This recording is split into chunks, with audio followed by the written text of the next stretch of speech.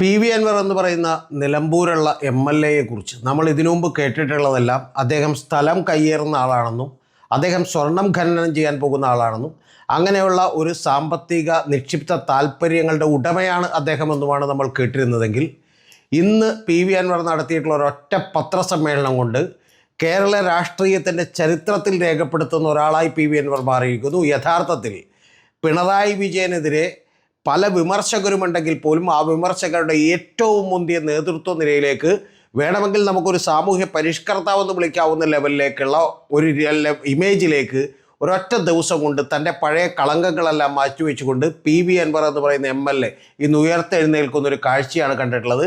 അക്ഷരാർത്ഥത്തിൽ നമ്മളെ കോരിത്തെരിപ്പിക്കുന്നൊരു പത്രസമ്മേളനമായിരുന്നു.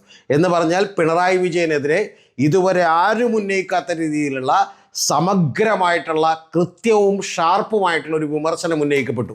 അതിലേറ്റവും പ്രധാനപ്പെട്ട ഒരു 7 കാര്യങ്ങൾ നമുക്കൊന്ന് പരിശോധിക്കാം. അതിലേറ്റവും പ്രധാനപ്പെട്ട കാര്യം, ഈ കേരളീയ സമൂഹത്തിന് എല്ലാ രാഷ്ട്രീയ പാർട്ടികളും വിറ്റുകൊണ്ടിരിക്കുന്ന ഒരു കാര്യം, അതാണ് പി വി അൻവർ ഇന്ന് പൊളിച്ചു കളഞ്ഞത് ഒരൊറ്റ വരികൾ കൊണ്ട്. പറഞ്ഞത്, ഞാൻ നേരത്തെ തന്നെ പി വി അൻവർ പത്രസമ്മേളനം നടത്തുന്നതിന് 2 മണിക്കൂർ മുമ്പ് പുറത്തുവിട്ടിട്ടുള്ള ഒരു വീഡിയോയിൽ തന്നെ ഞാൻ പറഞ്ഞിരുന്നു, പിണറായി വിജയൻ്റെ അനുവാദമില്ലാതെ പി വി അൻവറിന് കേരള രാഷ്ട്രീയത്തിലെ ഒരു സംഘടനയിലും ഒരു രാഷ്ട്രീയ പാർട്ടിയിലും ചെന്ന് പ്രവർത്തിക്കാൻ കഴിയില്ല എന്ന് പറഞ്ഞത് നിങ്ങൾക്ക് ഓർമ്മയുണ്ടാവും. ഞാൻ വളരെ വ്യക്തമായി പറഞ്ഞിരുന്നു. നിങ്ങളിപ്പോഴും ആ വീഡിയോ ഇതിനകത്ത് കിടക്കുന്നുണ്ട്, എടുത്തു നോക്കിയാൽ കാണാം. പി വി അൻവർ കൂടി പറഞ്ഞിരിക്കുന്നു, കേരളം നേരിടുന്ന ഏറ്റവും ഭയാനകമായിട്ടുള്ളൊരു കാര്യമെന്ന് പറയുന്നത് ഇത്തരത്തിൽ നമ്മുടെ രാഷ്ട്രീയ പാർട്ടിയിലെ എല്ലാ നേതാക്കളും തമ്മിൽ വലിയ ചർച്ചയാണെന്നും രാത്രികളിൽ അവർ തങ്ങൾ അനുഭവിക്കുന്ന പ്രശ്നങ്ങളും ബാക്കിയുള്ള കാര്യങ്ങളുമെല്ലാം പുറമെ അവർ ശത്രുക്കളെ പോലെ ഭാവിക്കുമെങ്കിലും രാത്രികളിൽ അവർ പരസ്പരം ഷെയർ ചെയ്യുമെന്നും അതുകൊണ്ട് തന്നെ കേരളത്തിൽ ഒരു കേസും ഇവർക്കെതിരെയുള്ള ഇവരുടെ താല്പര്യങ്ങൾക്കെതിരെയുള്ള ഒരു കേസും തെളിയിക്കപ്പെടില്ല എന്നും അതാണ് കേരളം നേരിടുന്ന ഏറ്റവും വലിയ ഭീഷണിയെന്നും മറ്റ് സ്റ്റേറ്റുകളിൽ ഇതില്ല എന്നുകൂടിയാണ് പി വി അൻവർ പറഞ്ഞു വെക്കുന്നത്. മറ്റ് സ്റ്റേറ്റുകളിൽ ഇതില്ല എന്ന് പറഞ്ഞതിനോട് എനിക്ക് യോജിക്കാൻ കഴിയില്ല.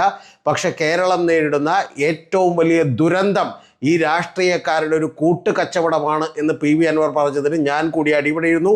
അത് വളരെ കൃത്യമായിട്ടുള്ളൊരു കാര്യമാണ്. ഞാൻ അതുകൊണ്ട് തന്നെ നേരത്തെയുള്ള വീഡിയോയിൽ ഞാൻ ഒരിക്കൽ കൂടി ആവർത്തിച്ച് പറയുന്നു, ഞാൻ പറഞ്ഞിരുന്നു പി വി അൻവർ പത്രസമ്മേളനം നടത്തുന്നതിന് മുമ്പ് മണിക്കൂറുകൾക്ക് മുമ്പ് പുറത്തിറങ്ങിയ വീഡിയോയിൽ തന്നെ പറഞ്ഞിരുന്നു വളരെ കൃത്യമായി, പി വി അൻവറിന് മറ്റേതെങ്കിലും രാഷ്ട്രീയ പാർട്ടികളിൽ പ്രവർത്തിക്കണമെങ്കിൽ ഉറപ്പായും പിണറായി വിജയൻ്റെ ഒരു അനുഗ്രഹം വേണ്ടി വരും, അല്ലെങ്കിൽ അനുമതി വേണ്ടി വരും.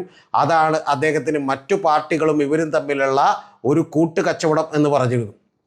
ഇതിന് ശേഷം അല്ലെങ്കിൽ മറ്റു പല പാർട്ടികളും പി വി അൻവറിനെ ഏറ്റെടുക്കാൻ തയ്യാറായി. ഇപ്പോൾ മുസ്ലിം ലീഗ് അതിൻ്റെ നിലപാട് മാറ്റിയിട്ടുണ്ട്, കെ സുധാകരൻ നിലപാട് മാറ്റിയിട്ടുണ്ട്. ഇതിൻ്റെയൊക്കെ അർത്ഥം ആ ഒരു രാഷ്ട്രീയ പാർട്ടിയിലേക്കെങ്കിലും പി വി അൻവറിനെ പിടിച്ചു വെച്ചില്ലെങ്കിൽ വലിയ അപകടം CPM മണത്തറിയുന്നു. CPM വിട്ടുവീഴ്ചയ്ക്ക് പിണറായി വിജയൻ തയ്യാറാകുന്നു എന്നാണ് നമ്മൾ മനസ്സിലാക്കേണ്ടത്. അങ്ങനെ ഏതെങ്കിലും രാഷ്ട്രീയ പാർട്ടികൾ ജോയിൻ ചെയ്യാൻ സമ്മതിച്ചാൽ, അതിൻ്റെ കാര്യം അങ്ങനെ ഒരു രാഷ്ട്രീയ പാർട്ടികളിലേക്ക് എടുക്കുകയും അതിൻ്റെ ഒരു ചട്ടക്കൂടിനുള്ളിൽ നിൽക്കുകയും ചെയ്തില്ലെങ്കിൽ, ഇന്ന് പി വി അൻവർ പറഞ്ഞൊരു വാചകമുണ്ട്, എനിക്കറിയാവുന്ന കാര്യങ്ങൾ മുഴുവൻ ഞാനിവിടെ പറഞ്ഞിട്ടില്ല, അങ്ങനെ മുഴുവൻ പറഞ്ഞാൽ AKG സെൻറ്റർ ഇടിഞ്ഞ് പൊളിഞ്ഞു വീഴും, അവിടെയുള്ള ആളുകൾ എഴുന്നേറ്റ് ഓടും എന്നാണ് അദ്ദേഹം പറഞ്ഞിട്ടുള്ളത്.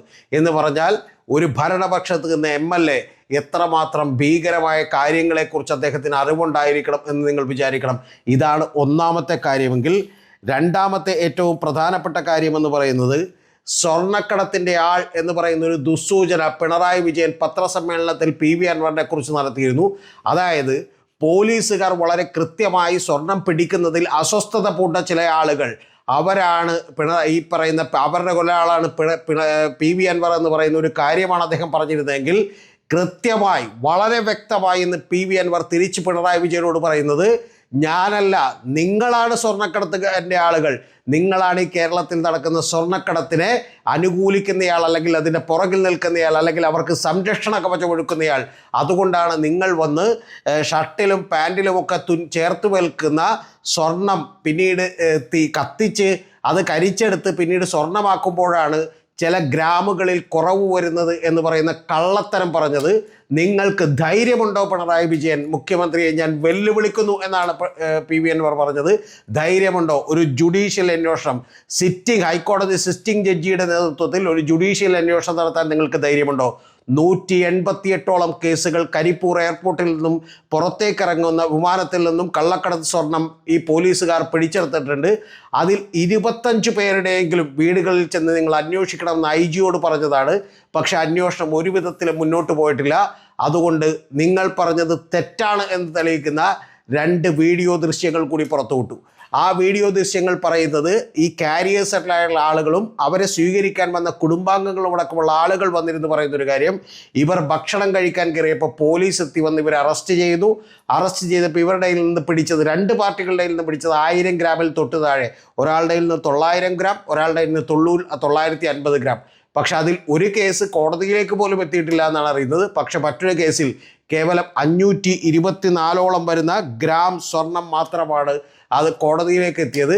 ബാക്കി ഏതാണ്ട് 300 ഗ്രാമിലധികം വരുന്ന തുക അല്ലെങ്കിൽ അത്തരത്തിലുള്ള സ്വർണം പോലീസുകാർ അടിച്ചു മാറ്റുകയാണ് ചെയ്തതെന്ന് അദ്ദേഹം പറയുന്നു. കൂടാതെ അദ്ദേഹം പറയുന്നത് ഈ പോലീസുകാരുടെയും കസ്റ്റംസിൻ്റെയൊക്കെ അപ്രൈസറായിട്ടുള്ള ഒരു ഉണ്ണിയുണ്ട് അവിടെ, ആ പോലീസുകാരുടെ അപ്രൈസർ, ആ ഉണ്ണിയുടെ സ്വത്തുവകകൾ അദ്ദേഹം നാളെ ഈ പറയുന്ന പത്രക്കാർക്കും മാധ്യമങ്ങൾക്കും ഒക്കെ കാണിച്ചു തരാം. അദ്ദേഹം തന്നെ ഒരു അന്വേഷണ ഏജൻസിയായി മാറി. അതുകൊണ്ട് പിണറായി വിജയന് ധൈര്യമുണ്ടോ എന്നുള്ളൊരു വെല്ലുവിളിയാണ് നടത്തുന്നത്.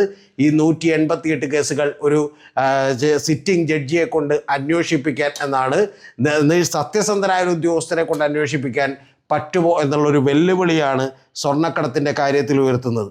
മൂന്നാമത്തെ കാര്യം പറയുന്നത് മുഖ്യമന്ത്രി എന്ന് പറയുന്ന ഒരാൾ ചതിയനാണ് എന്നാണ് PV അൻവർ പറയുന്നത്. ഇത് കേൾക്കുമ്പോൾ നിങ്ങൾ ഓരോരുത്തരും ആലോചിച്ച് നോക്കണം. സ്വപ്നാസ് പ്രഭ സുരേഷ് എന്ന് പറയുന്ന ഡിപ്ലോമാറ്റിക് ബാഗേജ് വഴി സ്വർണം കള്ളക്കടത്ത് നടത്തിയതിൽ പ്രതിയായ സ്വപ്ന സുരേഷ് എന്ന് പറയുന്ന ആ സ്ത്രീ ചതിയുടെ പത്മവ്യൂഹം എന്ന് പറഞ്ഞൊരു ബുക്ക് എഴുതിയിട്ടുണ്ട്. ഏതാണ്ട് അതിന് സമാനമായ അതിൽ പറഞ്ഞിട്ടുള്ള ചില കാര്യങ്ങളുണ്ട്. ശിവശങ്കരൻ എന്ന് പറയുന്ന ഒരാളെ ഇവർ കൃത്യമായി ഉപയോഗിക്കുകയായിരുന്നെന്നും ആരെ വേണമെങ്കിലും ഉപയോഗിക്കുമെന്നും കാര്യം കഴിയുമ്പോൾ അവർ കൈവിട്ട് കളയുമെന്നും പറയുന്ന രീതിയിൽ PV അൻവറിനെയും ഇദ്ദേഹം തെറ്റിദ്ധരിപ്പിക്കുകയായിരുന്നു എന്നാണ് PV അൻവർ പറയുന്നത്. കാരണം PV അൻവർ ഒരു 8 മാസം മുമ്പ് തന്നെ ഇദ്ദേഹത്തോട് പൊതുജനങ്ങൾക്കും പാവപ്പെട്ട സാധാരണക്കാരായിട്ടുള്ള ആളുകൾക്കും പാർട്ടിക്കാർക്കുമൊക്കെ തന്നെ ഇപ്പം അങ്ങേയറ്റം വെറുപ്പാണെന്നും നേരത്തെ 2021 അങ്ങ് ഭരണത്തിലേക്ക് വരുമ്പോൾ നമ്മൾ സൂര്യനെ പോലെ ഉദിച്ചിരുന്ന ഒരാളാണെന്നും ആ ഇമേജ് നമുക്ക് വീണ്ടെടുക്കണമെന്ന് പറഞ്ഞപ്പോൾ P ശശിയെയും അതുപോലെ തന്നെ ADGP MR അജിത് കുമാറും ഒക്കെ കള്ളന്മാരാണെന്ന് പറഞ്ഞപ്പോൾ അതൊക്കെ അങ്ങനെയാണോ എന്ന് അത്ഭുതത്തോടു കൂടി ചോദിക്കുകയും നമ്മുടെ PV അൻവറിൻ്റെ മുമ്പിൽ വളരെ കൃത്യമായി അഭിനയിക്കുകയും ചെയ്ത ഒരാളാണ്. യഥാർത്ഥത്തിൽ ഇങ്ങനെയൊക്കെ ചെയ്തുകൊണ്ട് പോലും പിണറായി വിജയൻ ചതിക്കുകയായിരുന്നുവെന്നും എന്നാൽ ചില നടപടികൾ എടുത്തുവെന്നും തോന്നാൻ വേണ്ടി സുജിത്ദാസിനെ സസ്പെൻഡ് ചെയ്യുകയും ശശിധരനെ മാറ്റുകയും മലപ്പുറത്ത് ഏതാനും DYSP വരെ മാറ്റുകയും ഒക്കെ ചെയ്തുകൊണ്ട് PV അൻവർ പറഞ്ഞ കാര്യങ്ങളൊക്കെ ഏതാണ്ട് സാധിച്ചു തരുന്നു എന്ന് പറയുന്ന ഒരു പ്രതീതി ഉണ്ടാക്കുകയും എന്നാൽ കേസുകളിലൊക്കെ 1 ഇഞ്ച് പോലും മുന്നോട്ട് പോകാതെ തടഞ്ഞു നിർത്താൻ തക്ക ഒരു ഗിമ്മിക്ക് കാണിക്കുകയും ചെയ്തു പിണറായി വിജയൻ എന്നുള്ള ആരോപണമാണ് PV അൻവർ ഉയർത്തുന്നത്. എന്ന് പറഞ്ഞാൽ എൻ്റെ സ്വന്തം ഫാദറിനെ പോലെ തന്നെ സ്നേഹത്തോടു കൂടി വിചാരിച്ചിരുന്ന ഒരാൾ, അദ്ദേഹത്തിനൊരു പോറലും പറ്റരുതെന്ന് വിചാരിച്ചാണ് കഴിഞ്ഞ പത്രസമ്മേളനങ്ങളൊക്കെ നടത്തിയതെന്നും അതുകൊണ്ട് അദ്ദേഹത്തെ മാറോട് ചേർത്ത് പിടിച്ച് ശശിയെയും അതുപോലെ തന്നെ അദ്ദേഹത്തെ ചതിക്കുന്ന MR അജിത് കുമാറിനെയും മാറ്റണമെന്നാണ് വിചാരിച്ചിരുന്നതെങ്കിൽ ഏറ്റവും ഒടുവിൽ ഇദ്ദേഹമാണ് പൂച്ച. ആ പൂച്ച പുറത്തു ചാടാൻ വേണ്ടി വീണ്ടും സമ്മർദ്ദം ചെലുത്താൻ വേണ്ടിയാണ് താൻ വീണ്ടും നിരന്തരമായി പത്രസമ്മേളനങ്ങൾ നടത്തിയതെന്നും ഇതിനിടയിൽ ഇദ്ദേഹത്തിന് വലിയ സംശയം തോന്നിയതും കൺഫേം ചെയ്തതുമായിട്ടുള്ളൊരു സംഭവം എന്ന് പറയുന്നത് DGPക്ക് MR അജിത് കുമാർ മേടിച്ച അനധികൃതമായി സ്വത്ത് സമ്പാദിച്ചു മേടിച്ചതായി പറയപ്പെടുന്ന കവടിയാറിലെ ഒരു പ്രോപ്പർട്ടി, ആ പ്രോപ്പർട്ടി മേടിക്കുമ്പോഴുള്ള എല്ലാ ഡോക്യുമെൻസുകളും DGPക്ക് കൊടുത്തു. അതിൽ 33 ലക്ഷം രൂപക്കാണ് മേടിച്ചതെങ്കിൽ ആ രൂപ ക്യാഷായിട്ടാണ് കൊടുത്തത്. തിരിച്ച് പണമായിട്ട് 65 ലക്ഷം രൂപ ഇങ്ങോട്ട് മേടിച്ച് 10 ദിവസം കഴിയുമ്പോൾ അത് വിൽക്കുന്നു, അതും പണമായിട്ടാണ് മേടിച്ചത്. ഈ ഒരൊറ്റ കാര്യത്തിൽ പോലും ഒരു 4 ദിവസം കൊണ്ട് അന്വേഷണം നടത്തി നടപടിയെടുക്കാവുന്ന കേസിൽ DGPക്ക് ഏതാണ്ട് 6 മാസത്തേക്ക് സമയം കൊടുത്തപ്പോൾ ഇദ്ദേഹത്തിന് കൺഫേംഡായി ഇത് പൂർത്തിയായി. കാരണം ഇത് പിണറായി വിജയൻ അഭിനയിക്കുന്നതാണെന്നും ഇദ്ദേഹം മനഃപൂർവ്വം അദ്ദേഹത്തിൻ്റെ താല്പര്യങ്ങൾക്ക് വേണ്ടിയാണ് നിൽക്കുന്നതെന്നും പക്ഷേ അദ്ദേഹത്തിന് വേണ്ടിയാണ് MR അജിത് കുമാർ P ശശിയൊക്കെ പ്രവർത്തിക്കുന്നതെന്നും പക്ഷേ അതിന് പകരം ഇദ്ദേഹത്തിന് മുമ്പിൽ അഭിനയിക്കുകയായിരുന്നു എന്ന് മനസ്സിലായി. അതുകൊണ്ട് ആ ചതിയനെ പുറത്തു ചാടിക്കാൻ വേണ്ടി, ആ പൂച്ചയെ പുറത്തു ചാടിക്കാൻ വേണ്ടിയിട്ടാണ് താൻ നിരന്തരമായി സമ്മർദ്ദം ചെലുത്തി പത്രസമ്മേളനം നടത്തിയതെന്നും ഏറ്റവും ഒടുവിൽ പൂച്ച ഛർദ്ദിച്ചോ എന്നുമാണ് PV അൻവർ ചോദിക്കുന്നത്. നാലാമത് PV അൻവർ പറയുന്നൊരു കാര്യം വർഗീയതയെക്കുറിച്ചാണ്. വർഗീയത എന്ന് പറയുന്ന വർഗീയ കലാപം കേരളത്തിലുണ്ടായാൽ, വർഗീയത കൂടുകയും വർഗീയ കലാപം കേരളത്തിലുണ്ടാവുകയും ചെയ്താൽ നമുക്ക് നഷ്ടപ്പെടാൻ പോകുന്നത് മനസ്സമാധാനമാണെന്നും കൊന്നവനും ഈ പറയുന്ന പോലെ മരിച്ചവനുമടക്കം ആർക്കും മനസ്സമാധാനം ഉണ്ടാവില്ലെന്നും ഇപ്പം നമ്മുടെ കേരളത്തിൽ വൈകുന്നേരം 10 മണിയായാലും 11 മണിയായാലും ഒരാൾ വീട്ടിലെത്തിയില്ലെങ്കിൽ നമുക്ക് ഭയമുണ്ടാവില്ലെന്നും 4 മണിക്ക് വരാനുള്ള കുട്ടികൾ 4:15 4:30 ആയാലും പ്രശ്നമുണ്ടാവില്ലെന്നും പക്ഷെ ഒരു വർഗീയ കലാപം നടന്നാൽ അതായിരിക്കില്ല സ്ഥിതി എന്ന് പറയുന്ന PV അൻവർ മറ്റൊരു ഘട്ടത്തിൽ പറയുന്നൊരു കാര്യം, മലപ്പുറം ജില്ലയിൽ കേസുകൾ കൂടുന്നു എന്ന് പറയുന്ന ഒരു ദുസ്സൂചനകൾ നൽകാൻ വേണ്ടി പിണറായി വിജയൻ തയ്യാറായി എന്ന് പറയുന്ന അതീവ ഗുരുതരമായിട്ടുള്ള ഒരു ആരോപണം ഉന്നയിക്കുന്നു. അദ്ദേഹം പറയുന്നൊരു കാര്യം, ഈ കരിപ്പൂർ എയർപോർട്ട് എന്ന് പറയുന്നത് മലപ്പുറത്തിരിക്കുന്നത് കൊണ്ടാണ്, അതിൻ്റെ ചുറ്റുവട്ടത്ത് നിന്നും സ്വർണം പിടിക്കുന്നത് കൊണ്ടാണ് മലപ്പുറത്തെ കേസുകൾ കൂടുന്നതെന്നും അല്ലാതെ മലപ്പുറത്തുള്ള ആളുകൾ അല്ലെങ്കിൽ ഒരു പ്രത്യേക വിഭാഗത്തെ ലക്ഷ്യം വെച്ചുകൊണ്ട് ഇത്തരത്തിൽ അവിടെ കേസുകൾ കൂടുന്നു, അവിടെ ഹവാലാപ്പണം കൂടുന്നു എന്ന് പറയുന്ന ദുസ്സൂചനകൾ നൽകുന്ന ഒരു വാർത്താ സമ്മേളനത്തിൽ മുഖ്യമന്ത്രി അത് പറയാൻ പാടില്ലായിരുന്നു എന്ന് പറയുന്ന വ്യക്തമായ കൃത്യമായൊരു വിമർശനമാണ് PV അൻവർ മുഖ്യമന്ത്രിക്കെതിരെ ഉന്നയിച്ചത്. ഇതിനോട് ചേർത്ത് അദ്ദേഹം 5ാമത്തെ പോയിന്റായി പറയുന്നൊരു കാര്യം, ഈ സംസ്ഥാനത്ത് ഇപ്പോൾ നീതി കിട്ടാത്തത് 2 വിഭാഗത്തിലുള്ള ആളുകൾക്കാണെന്നും, ഒന്ന് ഈ പറഞ്ഞ സാധാരണക്കാരായ പാർട്ടിക്കാർക്കാണെന്നും, പിന്നെ അത് കഴിഞ്ഞിട്ടുള്ളത് ന്യൂനപക്ഷങ്ങൾക്കാണ് നീതി കിട്ടാത്തതെന്നും കൂടി അദ്ദേഹം ഇതിൻ്റെ ഒപ്പം ചേർത്ത് പറഞ്ഞു വെക്കുമ്പോൾ PV അൻവർ ഉദ്ദേശിക്കുന്നത് എന്താണെന്ന് വ്യക്തമാണ്. അദ്ദേഹം എടുക്കാൻ പോകുന്ന പരിചയം വളരെ കൃത്യമാണ്.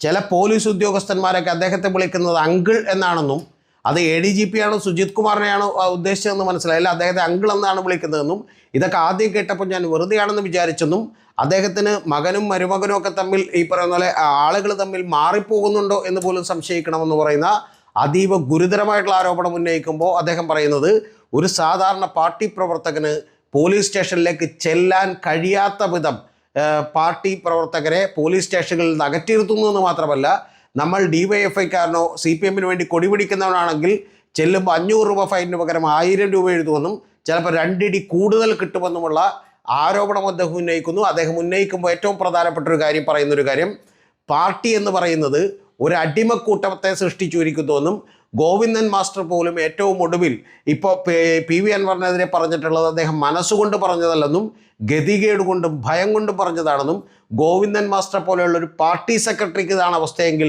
ഒരു സാധാരണ പാർട്ടി പ്രവർത്തകൻ്റെ അവസ്ഥ എന്താകും എന്നുള്ളതാണ് PV അൻവർ നമ്മളോട് ചോദിക്കുന്നത്. പിന്നീട് അദ്ദേഹം പറയുന്നത്, ജനങ്ങളായിട്ടുള്ള ആളുകൾ ഇതൊന്നിനെക്കുറിച്ചൊന്നും വ്യക്തമായി ധാരണയില്ലാത്ത പാവപ്പെട്ട കേരളത്തിലെ സാധാരണക്കാരായ ജനങ്ങൾ അവർ വെറും വിഡ്ഢികളാണ് എന്ന് അദ്ദേഹം തുറന്നു പറയുന്നു. കൂടാതെ അദ്ദേഹം പറയുന്നൊരു കാര്യം, പാർട്ടിക്കാരാണെങ്കിൽ അടിമകളാണ്, അവരിതെല്ലാം സഹിച്ചോളണം എന്ന് പറയുന്നൊരു അവസ്ഥയിലാണ് CPM കൊണ്ടു നടക്കുന്നത്. യാതൊരുവിധ അഭിപ്രായ സ്വാതന്ത്ര്യവുമില്ലാത്ത ഒരു അടിമക്കൂട്ടത്തെയാണ് സൃഷ്ടിച്ചിരിക്കുന്നതെന്നും തന്നെ ആ കൂട്ടത്തിൽ പെടുത്തേണ്ടെന്നും ഈ കള്ളക്കടത്തുകാരനാണെന്നും അതുപോലെ മറ്റേ കള്ളക്കടത്തുകാരനായി ചിത്രീകരിക്കുന്നതും കൂടാതെ ഗവർണറുടെ പേരിൽ ഒരു ലെറ്റർ ഉണ്ട് എന്ന് പറഞ്ഞ് ഭീഷണിപ്പെടുത്തുന്നതെന്നും തൻ്റെ അടുത്ത് വേണ്ടെന്നും തൻ്റെ ഫാദറിൻ്റെ പേര് PV ഷൗക്കത്ത് അലിയാണെന്നും അതുകൊണ്ട് ഷൗക്കത്ത് അലിയുടെ മകൻ അത്തരത്തിലുള്ള വിരട്ടലുകൾക്കൊന്നും നിന്നുകൊടുക്കില്ലെന്നും ഭയപ്പെട്ട് പുറകോട്ട് മാറില്ലെന്നും പിന്നീട് വേറെ എന്തെങ്കിലുമൊക്കെ പറഞ്ഞിരുന്നെങ്കിൽ അദ്ദേഹം സമ്മതിച്ചേരെന്നും കുറച്ച് ധിക്കാരമുണ്ടെന്നോ ധാർഷ്ട്യമുണ്ടെന്നോ അല്ലെങ്കിൽ ഇതൊരു പാർട്ടി രീതിയിലെന്നൊക്കെ പറഞ്ഞിരുന്നെങ്കിൽ എന്തു തന്നെ പറഞ്ഞാലും സമ്മതിച്ചേരെന്നും പക്ഷേ കള്ളനാണ് എന്ന് പറയുന്നതിനെ അനുവദിക്കില്ല എന്നും പറഞ്ഞുകൊണ്ടാണ് ഷൗക്കത്ത് അലിയുടെ മകൻ PV അൻവർ എന്ത് വേണമെങ്കിലും നേരിടുമെന്നും അത് ജയിലിൽ പോകാനാണെങ്കിലും മരിക്കാനാണെങ്കിലും ഞാൻ ശക്തമായി പോരാടുമെന്നും പറഞ്ഞുകൊണ്ടാണ് അദ്ദേഹം അത് അവസാനിപ്പിക്കുന്നത്.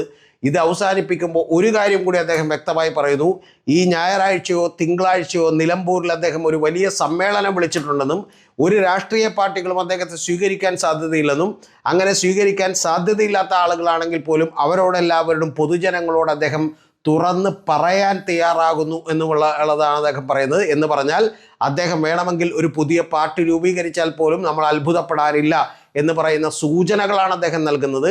അതൊന്നും കൃത്യമായി അദ്ദേഹം ഉറപ്പിച്ചിട്ടില്ലെങ്കിലും മറ്റൊരു പ്രധാനപ്പെട്ട കാര്യം കൂടി, ഏറ്റവും അവസാനത്തെ പോയിന്റ് കൂടിയുള്ളത്, ഈ CPM എന്ന് പറയുന്ന പാർട്ടി അതിലെ അണികളോട് അദ്ദേഹം പറയുന്നത് അണികൾക്ക് വേണ്ടി കൂടിയാണ് താൻ സംസാരിക്കുന്നതെന്നും പല അണികളും ഇത് പാർട്ടിക്കകത്ത് പറയണ്ടേ പുറത്ത് പറഞ്ഞത് തെറ്റായിപ്പോയി എന്ന് പറയുമ്പോൾ അവരോടൊന്നും എനിക്കൊരു പരിഭവമില്ലെന്നും എന്നെ കല്ലെറിഞ്ഞാലും പ്രശ്നമില്ലെന്നും പക്ഷെ അവരൊക്കെ അറിയേണ്ടത് പാർട്ടിയോടും CPMനോടും അതുപോലെ മുഖ്യമന്ത്രിയോടും എല്ലാം കഴിഞ്ഞ 1 വർഷമായി ഇദ്ദേഹം നിരവധി തവണകളായി ഇത് പറഞ്ഞുവെന്നും പല ലെറ്ററുകൾ കൊടുത്തുവെന്നും അങ്ങനെ ഒരു ബൈൻഡ് ചെയ്ത് വെക്കാവുന്ന ലെറ്ററുകൾ പാർട്ടിയുടെ കയ്യിലുണ്ടെന്നും പക്ഷേ പാർട്ടി ഇതിനകത്ത് ഒരു നടപടിയും എടുത്തില്ലെന്നും അതുകൊണ്ട് തന്നെ സാധാരണക്കാരായ ആളുകൾക്ക് വേണ്ടി പാർട്ടി പ്രവർത്തകർക്ക് വേണ്ടി പോരാടാൻ തന്നെയാണ് തൻ്റെ തീരുമാനമെന്നും തനിക്ക് വളരെ സൗകര്യപൂർവ്വം ഇവരോടൊക്കെ ചേർന്ന് നിൽക്കുകയും ആ കളവ് മുതൽ പങ്കിട്ടെടുക്കുകയൊക്കെ ചെയ്തിരുന്നുവെങ്കിൽ തനിക്ക് കുറെ കൂടി ഗുണമുണ്ടാകുമായിരുന്നെന്നും ഞാൻ എൻ്റെ വീട്ടിലൊരു കാര്യത്തിനും വേണ്ടിയല്ല ഈ നാട്ടിലെ പാവപ്പെട്ട ആളുകൾക്ക് വേണ്ടിയാണെന്നും ആ പാവപ്പെട്ട ആളുകളും പാർട്ടിക്കാരുമായിട്ടുള്ള ആളുകൾക്ക് വേണ്ടിയാണെന്നും പാർട്ടി പല കേസുകൾ കണ്ണൂർ കൊടുത്തിട്ട് പോലും ആ കണ്ണൂരത്തെ കേസുകളിൽ പോലും പല ഒരു തരത്തിലുള്ള കൃത്യമായ അന്വേഷണവും നടന്നില്ലെന്നും ആ അന്വേഷണം നടക്കാതിരുന്നത് തന്നെ ചില DYSPമാർ അദ്ദേഹത്തെ പോലെയുള്ള ആളുകൾ പിന്നീട് BJPയിലേക്ക് പോയ ആളുകളുണ്ടെന്നും അവരെ വിശ്വസിച്ചാണ് ഈ പറയുന്ന CPM ഭരിക്കുമ്പോൾ പോലും പോലീസ് പെരുമാറുന്നതെന്നുമുള്ള കൃത്യമായ ധാരണകൾ പറയുന്നതിനോടൊപ്പം അദ്ദേഹം ഒരു വാചകം ഏറ്റവും ഒടുവിൽ ചേർത്ത് വെക്കുന്നു. അത് റിയാസ് എന്ന് പറയുന്ന ഒരാൾക്ക് വേണ്ടി മാത്രം ഈ പാർട്ടിയെ ബലി കൊടുക്കരുതെന്നും അങ്ങനെ ബലി കൊടുക്കാൻ കഴിയില്ലെന്നും പറഞ്ഞുകൊണ്ടാണ് അദ്ദേഹം അത് അവസാനിപ്പിക്കുന്നത്. റിയാസ് മാത്രം പോരാ, ഈ പാർട്ടിക്ക് പാർട്ടി എന്ന് പറയുന്നത് ലക്ഷക്കണക്കിന് ആളുകളുടെ ഒരു പ്രത്യാശയും പ്രതീക്ഷയുമുള്ള പാർട്ടിയാണെന്നും നിരവധി ആളുകൾ രക്തസാക്ഷികളായി സ്വന്തം ചോര കൊണ്ട് പടുത്തുയർത്തിയ ഒരു പാർട്ടിയാണെന്നും ആ പാർട്ടിയെ റിയാസിന് വേണ്ടി വിൽക്കാൻ തയ്യാറാവരുത് എന്ന് പറയുന്ന ഒരു മെസ്സേജ് കൃത്യമായി പറഞ്ഞുകൊണ്ട് തൻ്റെ വേണമെങ്കിൽ ഒരു പുതിയ പാർട്ടി വന്നേക്കാമെന്നും നിയമസഭയിൽ ഞാൻ വേണമെങ്കിൽ ലെഫ്റ്റും റൈറ്റും അല്ലാതെ നടുക്ക് ഒരു ചെയറിട്ട് എന്നെ അവിടെ ഇരുത്താൻ പറഞ്ഞാൽ ഇരുത്തുമെന്നും ഇനി ഒരു കാരണവശാലും AKG സെൻറ്ററിൽ നടക്കുന്ന നിയമസഭാ കക്ഷി മീറ്റിങ്ങിലേക്കൊന്നും ഞാനില്ല എന്നും കൂടി വളരെ വ്യക്തവും കൃത്യവുമായി പറഞ്ഞു വെക്കുകയാണ് PV അൻവർ എന്ന് പറയുന്ന ഒരു MLA. യഥാർത്ഥത്തിൽ PV അൻവർ പറഞ്ഞ വാക്കുകളെ ഒന്നും തന്നെ നമുക്ക് നിരസിക്കാൻ കഴിയുന്നതല്ല, അത് വളരെ കൃത്യമാണ് എന്നുള്ളത് സമ്മതിക്കാതെ വയ്യ.